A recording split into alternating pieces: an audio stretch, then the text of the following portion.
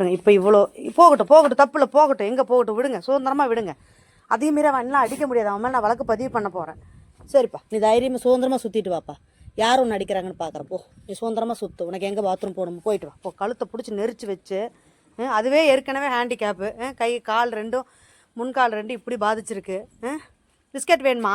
Biscuit வேணுமா? இங்கே வா, கொடுமை பண்ணுறீங்க. சாப்பாடு எப்போ போட்டீங்க? பிஸ்கெட் கொடுக்குற இப்படி சாப்பிடுது.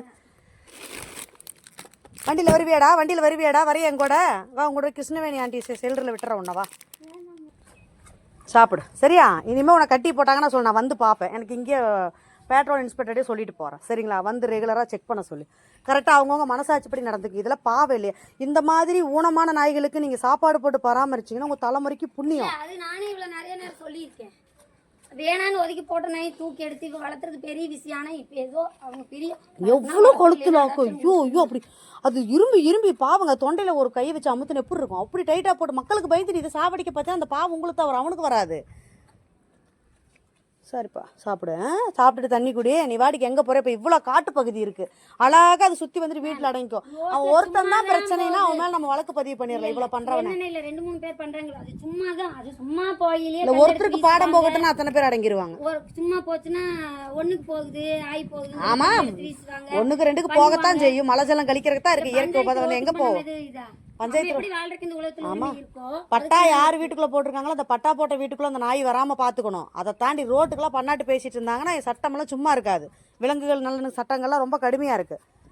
இவனே அப்படி தான், ஒரு ஃப்ரீயாக அவுத்து விடாமல் பிடிச்சி கட்டியே போட்டு வச்சுருந்தா இது உங்கள் வீட்டுக்கு என்ன வாய் இருந்துச்சுன்னா அது என்ன வேணாலும் பேசும். அப்படி அடிமையாக கட்டி போடலாமா? இது எப்படி கழுத்து டைட்டாக இருக்கா? இருப்பா ச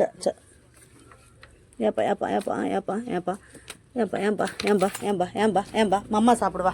வா உச்சா போறனா போ, தண்ணி குடி, பிஸ்கெட் சாப்பிடுங்க. வா இல்லை, நான் அவன்கிட்ட பேசிடுறேன். நம்ம ஸ்டேஷன் போயிட்டு வரும், இது கொஞ்ச நேரம் அப்படி சுற்றிட்டு இருக்கட்டும். பிஸ்கெட் போடும். வா வா சாமி, பிஸ்கெட் தரவா. வா குட்டு இங்கே வா, போ ஜாலியாக விளையாடு. தயவு செய்து கட்டி போடாதீங்க. மக்கள் உங்களுக்கு பிரச்சனையாக இருந்தால் சொல்லுங்கள், நாங்கள் பார்த்துக்குறோம். குழந்தைங்களுக்கு என்ன சொல்கிறீங்களோ அது கேட்கும். வான்னா வரும், போனா போகும். யாசாமி மம்மா வேணுமா? பாரு, அழகான நாய்களை வச்சு இப்படி கொடுமைப்படுத்திக்கிட்டு இருக்கீங்க. வழக்கு பாய்ஞ்சதுன்னா அப்புறம் நீங்களே தூக்கி ஐயா சாமிடுவீங்க. நான் தெளிவாக சொல்லிட்டேன். இந்தாப்பா சாப்பிடு, நீ சாப்பிடுப்பா. சாப்பாடு போடுங்க, நான்வெஜ் கொடுங்க, வாரத்தில் 3 நாளாவது கொடுங்க, சுத்தமான தண்ணி கொடுங்க, சுகாதாரமான இடத்துல வச்சுருங்க. இந்த ஏன்டா நீ விட மாட்டியா? இந்தா சாப்பிடுப்பா. சரி எடுத்துகிட்டு ஓடு. இப்படி அழகாக விளையாடுது பாரு.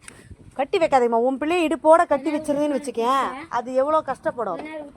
பெற்றதுங்கிறது குழந்தைகளை பெற்றது மட்டும் இல்லை, தாய்மைங்கிறது எல்லாத்துக்கும் பொதுவு தான்.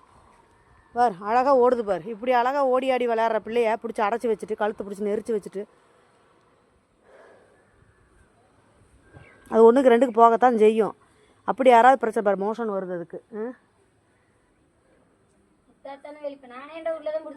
பார்